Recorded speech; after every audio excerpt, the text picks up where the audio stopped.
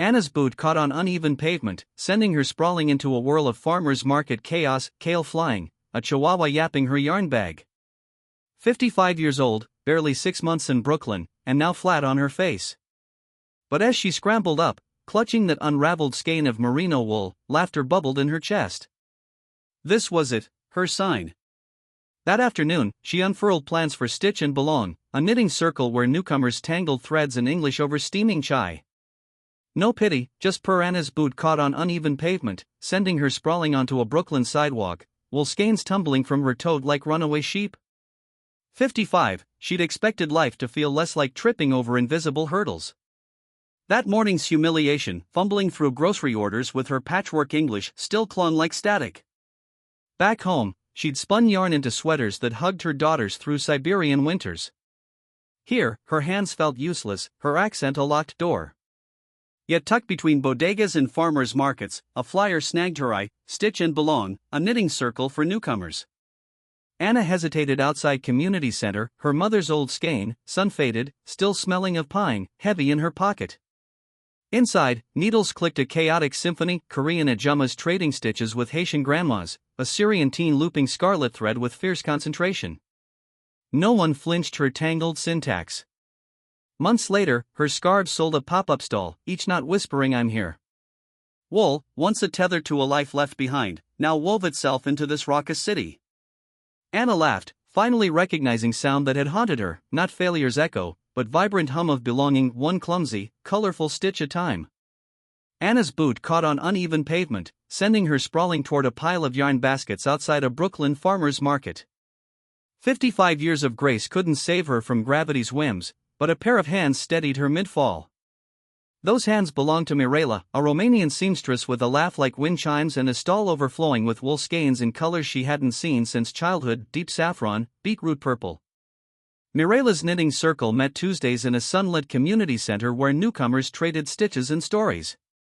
Anna, who'd spent months conjugating verbs in silence, found herself nodding along to a chorus of accents, her fingers fumbling with needles as she learned to cast on. Wool became her Rosetta Stone, each loop a bridge between her past and this jagged new world. She misknit scarves into lopsided trapezoids, but no one minded. A Ukrainian grandmother clapped when she finally purled without dropping a stitch. Farmers' market regulars started commissioning pieces, hats with earflaps for winter, mittens threaded with metallic yarn. Anna's creations were imperfect, thick with extra knots where she'd panicked and doubled back, but they carried vibes of homespun comfort.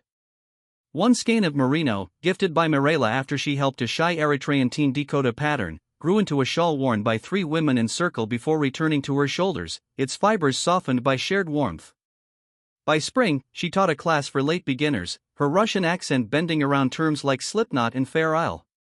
She no longer counted rows under her breath but listened instead to a Ghanaian pharmacist's tale of adapting her grandmother's crochet hooks, to a Honduran baker's joke about confusing knit and purl with knot and pain. Laughter unspooled like yarn, tangling them together in something sturdier than thread. When town officials proposed cutting centers funding, Anna organized a pop-up shop beside Mirela's stall, displaying their work on hay bales. Skeins became currency, every sale carried a postcard explaining how needles could weave gaps between languages. By midsummer, local news featured their story not as struggling migrants, but as artisans stitching a neighborhood tighter, one imperfect scarf at a time. Anna's boot caught on nothing now. She walked lighter, her pockets weighted only with wool and quiet certainty that some knots, once tied, hold fast. Anna's boot caught on uneven pavement, sending her stumbling into a pile of discount wool skeins of Brooklyn farmer's market. 55 years old and still tripping over her own feet, some things never changed, even if her address had. She righted herself with a stubborn push, brushing lint from her sweater. That wool, tangled yet resilient, had become her silent companion through months of fumbled English, misplaced subway lines, and grocery store aisles that left her dizzy with choice. Her knitting circle had started as a desperate bid to stitch together frayed nerves. Thursday evenings in a sunlit community center, needles clicking like Morse code between women from Minsk, Lagos, Quito. No shared language beyond knit and purl, yet their scarves grew in sync, each drop stitch a quiet rebellion against myth that assimilation required erasure. Anna's hands, once stiff with hesitation, now moved with rhythm of a woman who'd learned to unravel and rework. Market vendors knew her by tote bags sagging with yarn garish colors she'd never have chosen back home, but here they felt like courage. She began blending traditional Lithuanian patterns with New York grit, subway maps rendered in cable knit, Statue of Liberty crowns in Fair Isle.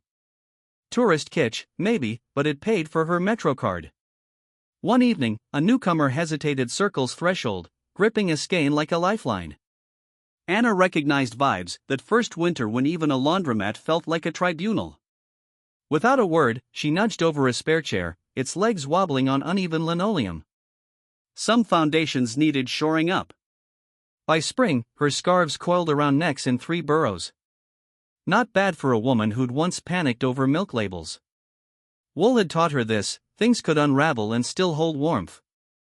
Anna's boot caught on uneven pavement, sending her sprawling onto a Brooklyn sidewalk, wool skeins scattering like runaway sheep. Mortified, she scrambled to gather them, fingers trembling, not from pain, but from months of feeling invisible in this place that never paused. A teenager snickered, tossing a half-hearted oof over his shoulder. Anna's cheeks burned. 55 years old, and she still couldn't navigate these streets without tripping over her own hope.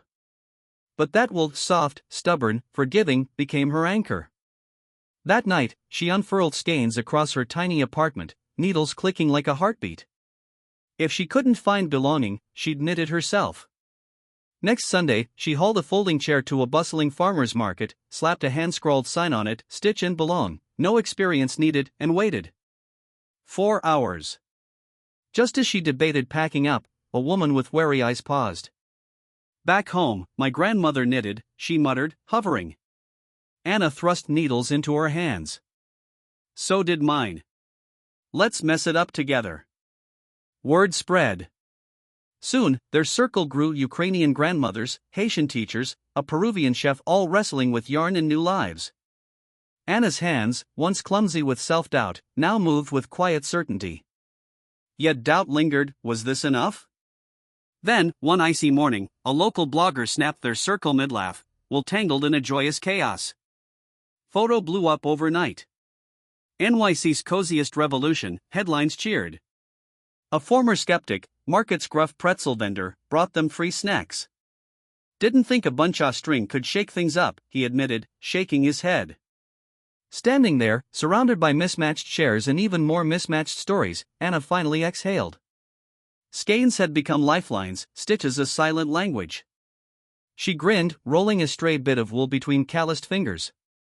This city hadn't softened, but she'd learned to knit her own vibes into it. "I finally belong here," she realized, as crowd around her erupted into applause for no reason all. Just joy, loud and unplanned. And maybe, just maybe, that was whole point.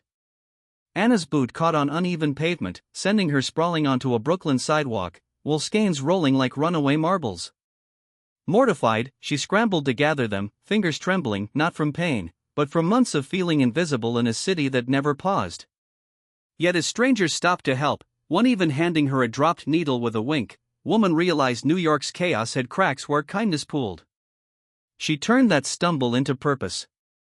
That weekend, she hauled a folding chair to a sunlit corner of a farmer's market, propped up a hand-painted sign, "Stitch and Belong," and waited. By noon, 3 women, a Ukrainian grandmother, a Guatemalan baker, and a Somali nurse sat beside her, their needles clicking in hesitant unison. Skeins of alpaca, merino, and acrylic tangled as stories did, halting first, then flowing. Anna's odd habit of humming ABBA while counting stitches broke ice. Soon, others joined in, off-key and unashamed. Months later, their circle had outgrown Market. They met in libraries, community centers, even a laundromat during off-hours, knitting scarves for shelter residents and baby hats for hospital NICUs.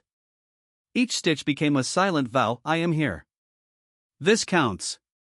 Anna's once lonely skein, now frayed from constant use, tied their projects together, its fibers woven into dozens of lives. One evening, watching a Syrian teen teacher retiree to cable stitch while giggling over mistranslated slang, Anna recognized vibes, not just yarn, but lifelines. Assimilation wasn't about erasing borders, it was about crafting bridges, one loose end at a time. Grab your needles, mend world's frayed edges, one stitch at a time.